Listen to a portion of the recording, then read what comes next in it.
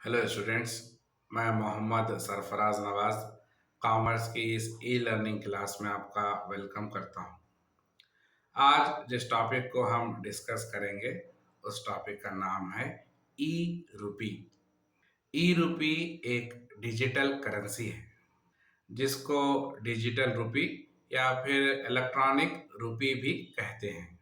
इसको government of India ने 1 नवंबर 2022 को लॉन्च किया था और ई रूपी ही सेंट्रल बैंक डिजिटल करेंसी है जिसको डिजिटली लॉन्च किया गया था। और आज की इस ई रूपी की क्लास को समझने के लिए थोड़ा हमको पीछे जाना होगा और ये समझना होगा कि किस तरह से इलेक्ट्रॉनिक और कंप्यूटर्स का अपग्रेडेशन हुआ है और न्यू टेक्नोलॉजी में कितनी स्पीड से फास्ट चेंजेस आ रहे हैं, वो हमको समझना होगा। और किस तरह गवर्नमेंट ऑफ इंडिया ने अपने डिफरेंट प्रोजेक्ट्स को इलेक्ट्रॉनिकली लॉन्च किया है, ये हमको जानना होगा। तभी हम ई रूपी को अच्छी तरीके से समझ सकते हैं। तो इसकी शुरुआत 1990 में शुरू हुई थी जिसको इलेक्ट्रॉनिक क्लियरेंस सर्विस का नाम दिया गया था, जिसको हम आज भी ईसीएस कहते हैं। फिर उसके बाद 2004 में आरटीजीएस को लॉन्च किया गया जिसको हम रियल टाइम ग्रॉस सेटलमेंट कहते हैं। फिर उसके बाद 2005 में नेफ्ट को लॉन्च किया गया जिसको हम नेशनल इलेक्ट्रॉनिक फंड ट्रांसफर कहते हैं। और फिर 2010 में आईएमपीएस को लॉन्च किया गया था जिसको हम इमीडिएट पेमेंट सर्विस कहते हैं। और 2011 में चेक ट्रंकेशन सिस्टम को लॉन्च किया गया था जिसको हम सीटीएस कहते हैं। और 2012 में नेशनल ऑटोमेटेड क्लियरिंग हाउस को स्टार्ट किया गया था। और फिर उसके बाद 2016 में यूपीआई को लॉन्च किया गया था जिसको हम यूनिफाइड पेमेंट इंटरफेस कहते हैं। और इस यूपीआई को आज हम पेटीएम, गूगल पे या फिर फ़ोन पे और भी ऐसे कई तरह के ऐप्स को यूज़ करके फ़ायदा उठा रहे हैं। और इस साल 2022 में गवर्नमेंट ऑफ इंडिया ने ई रूपी को लॉन्च किया है। ई रूपी को समझने के लिए पहले हमको मनी को समझना होगा, पैसे को समझना होगा। मनी को टू पार्ट्स में डिवाइड करेंगे। पहला पार्ट है फिजिकल मनी और दूसरा पार्ट है डिजिटल मनी। और अब सारी दुनिया की करेंसी 80% से ज़्यादा डिजिटल हो चुकी है और रिमेनिंग 20% ही कैश में सर्कुलेट कर रही है। और जैसा कि आप जानते हैं कि इंडिया में करेंसी को आरबीआई रेगुलेट करता है और आरबीआई का सबसे बड़ा काम बैंकिंग सिस्टम को रेगुलेट करना होता है और मनी को कंट्रोल करना होता है। और यहाँ पर आरबीआई का सबसे इम्पोर्टेंट काम पेमेंट सिस्टम को देखना होता है और पेमेंट सिस्टम में भी कंट्रोलिंग सिस्टम को देखना होता है। तो इसके लिए आरबीआई के पास एक मास्टर लेडजर होता है जिसको वो कंट्रोल करता है। और मास्टर लेडजर का ये काम होता है कि वो सारे डिजिटल ट्रांजैक्शंस को कंट्रोल करे। और जितने भी बैंक्स हैं उनका अपना एक लेडजर होगा जो मास्टर लेडजर से इंटरकनेक्ट होता है और उन सब का रिकन्सिलिएशन होता है जिस पर बहुत ज़्यादा खर्च आता है। और यहाँ आरबीआई मॉनिटर करता है कि कंट्री की कितनी मनी इकोनॉमी में फ्लो हो रही है। और यहाँ पर आरबीआई को रिकन्सिलिएशन के लिए बहुत ज़्यादा खर्च आता है और करेंसी को प्रिंट करने के लिए, डिस्ट्रीब्यूशन करने के लिए भी बहुत ज़्यादा खर्च आता है। और एक सर्वे में इस ऑपरेशनल कॉस्ट का एस्टिमेट किया गया तो पता ये चला कि इन पर खर्च 5,000 करोड़ से ज़्यादा का आ रहा है। तो गवर्नमेंट ऑफ इंडिया इन सारे खर्चों पर कंट्रोल करना चाहती है, पाबंदी लगाना चाहती है। तो इन एक्सपेंसेस को रोकने के लिए, ख़त्म करने के लिए ई रूपी को लॉन्च किया गया है। और ये जितने भी एक्सपेंसेस है ये फ्यूचर में ज़ीरो होने वाले हैं। और आपको पता है कि इंडिया डिजिटल पेमेंट में एक लीडर बन के बैठा है। और आज के इस ज़माने में हर एक प्रॉब्लम के लिए एक न्यू अपॉर्चुनिटी है। न्यू अपॉर्चुनिटीज़ हज़ारों रास्ते खोलते हैं। और इंडियन इकोनॉमी को एक नई अपॉर्चुनिटी आरबीआई ने दी है। कब दी गई ये अपॉर्चुनिटी? ये अपॉर्चुनिटी 1 नवंबर 2022 को दी गई है। और वो है CBDC। क्या है? CBDC यानी कि सेंट्रल बैंक डिजिटल करेंसी, जिसको हम ई रूपी कह रहे हैं। यही ई रूपी है। और ये ई रूपी गवर्नमेंट से जुड़ा हुआ है, कनेक्ट हुआ है। और ई रूपी का ऑफिशियल नेम ही CBDC है। क्या है? CBDC है, सेंट्रल बैंक डिजिटल करेंसी है। तो इस ई रूपी को 1 नवंबर 2022 को लॉन्च किया गया था। और गवर्नमेंट का ये एक पायलट प्रोजेक्ट था, जिसको होलसेल मार्केट में लॉन्च किया गया था। और ये काम SBI, bank of Baroda, ICICI, HSBC और यूनियन बैंक ऑफ इंडिया को दिया गया है। और डेली 250 करोड़ से ज़्यादा लोग होलसेल मार्केट में ई रूपी से ट्रांजैक्शंस कर रहे हैं। यानी कि डेली 250 करोड़ के ट्रांजैक्शन हो रहे हैं। और ये 250 करोड़ के ट्रांजैक्शन सेकेंडरी मार्केट में हो रहे हैं, जो गवर्नमेंट सिक्योरिटीज़ में डील करेंगे। और फिर इसके बाद गवर्नमेंट ने 1 दिसंबर 2022 को ई रूपी को रिटेल में लॉन्च कर दिया है। रिटेल मार्केट के लिए SBI, ICICI, एस बैंक और IDFC बैंक्स को ये काम दिया गया है। और ये पूरे CBDC सिस्टम को ब्लॉकचेन टेक्नोलॉजी से ऑपरेट किया जा रहा है। ब्लॉकचेन टेक्नोलॉजी का मतलब रेगुलेटेड सिक्योरिटी या फिर सेंट्रलाइज्ड सिक्योरिटी होता है, जिसका मेन पर्पस यूजर्स की सिक्योरिटी को बनाए रखना होता है। UPI, जिसमें गूगल पे, फ़ोन पे या फिर पेटीएम और भी कई सारे ऐप्स हैं, जिसको NPCI, national payment corporation of India network host करता है, वही CBDC को होस्ट करेगा।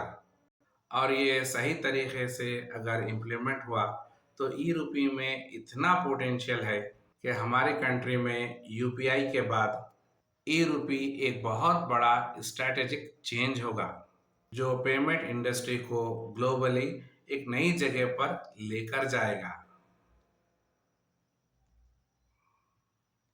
जो फाइनेंस सिस्टम को कैशलेस बनाने में एक रिवॉल्यूशनरी स्टेप होगा। अब सवाल यहाँ पर ये पैदा होता है कि UPI से काम तो अच्छी तरीके से कर रहा है, तो फिर ई रूपी की क्या ज़रूरत है? ई रूपी को क्यों लॉन्च किया गया? यहाँ पर UPI में और ई रूपी में कई सारे मेजर डिफरेंसेस हैं। और सबसे बड़ा मेजर डिफरेंस है करेंसी का। UPI कब काम करेगा?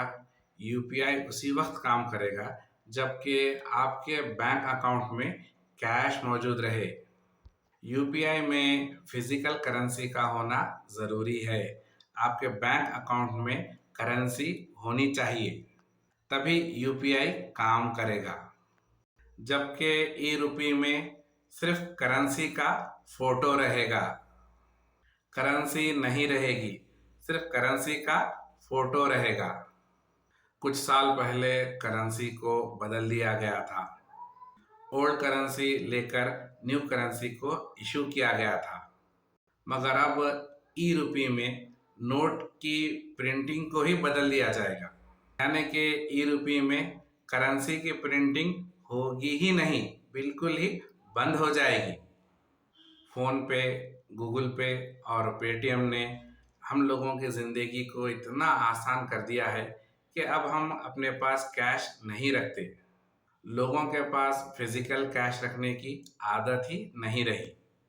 तो इसके बावजूद भी गवर्नमेंट को करेंसी प्रिंट करना पड़ रहा है और उस करेंसी प्रिंटिंग पर 5,000 करोड़ से ज़्यादा का खर्च आ रहा है। तो इस एक्सपेंसेस को रोकने के लिए ई रुपी को लॉन्च किया गया है और इंडिया के पास बहुत सारे रिजर्व्स हैं। फॉरेन कंट्रीज जैसे यूके, यूएस और यूएई, दुबई में बहुत सारे इंडिया के रिजर्व्स पड़े हुए हैं। इंडिया के पैसे फिजिकल कैश की सूरत में रिजर्व में मौजूद हैं, मगर उसको यूज़ नहीं किया जा सक रहा है। अब ई रुपये की वजह से इन रिजर्व्स को यूज़ किया जा सकता है और सीबीडीसी एक ब्रिज पेमेंट सिस्टम है जो कंट्री के सेंट्रल बैंक के साथ सेटअप रहेगा और एक कंट्री दूसरे कंट्री की डिजिटल करेंसी को एक्सेप्ट करके अपनी करेंसी किसी दूसरी कंट्री की करेंसी में कन्वर्ट करके ट्रांसफ़र कर देगी और इंटरनेशनल क्रॉस बॉर्डर बैंक्स का भी ट्रांजैक्शंस हो चुका है। डॉलर या फिर किसी भी करेंसी पर डिपेंडेंस नहीं रहेगा और सीबीडीसी का सबसे बड़ा फ़ायदा एनआरआईज को होगा, क्योंकि जब वो पैसे ट्रांसफ़र करते हैं तो बैंक्स 5 to 10% कमीशन काट लेते हैं और ये $100 बिलियन के ट्रांजैक्शंस होते हैं जिस पर बैंक्स कमीशन चार्ज करते हैं।